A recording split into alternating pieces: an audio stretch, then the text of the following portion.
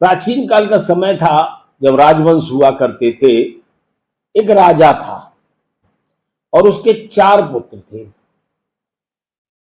चारों में के स्वभाव अलग अलग थे। आज भी होता है, किसी के 4 पुत्र हैं, चारों के स्वभाव अलग अलग होते हैं। वैसे ही राजा के चारों पुत्रों यानी चारों राजकुमारों के स्वभाव अलग अलग थे।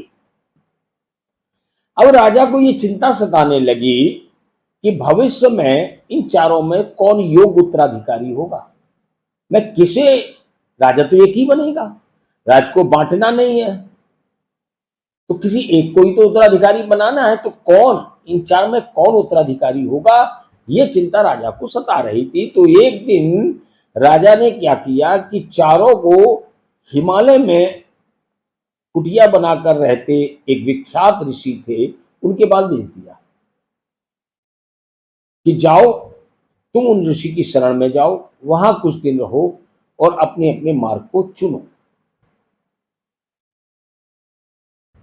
चारों पुत्र राजा की आज्ञा का पालन करते हुए ऋषि के कुटिया में पहुंच गए, उनके आश्रम में पहुंच गए और वहीं रहने लगे। अब पहला पुत्र था जो बड़ा सौम्य था और बड़ा ज्ञानी था। स्वभाव सबके अलग अलग थे। इसका स्वभाव था, ये बड़ा शिष्ट, सौम्य, शांत और ज्ञानी था। वो बचपन से ही शांत स्वभाव का था। उसे अध्ययन, ध्यान और शास्त्रों में विशेष रुचि थी। तो जब ऋषि, अब तो उसके अनुकूल वातावरण मिल गया, जब वो ऋषि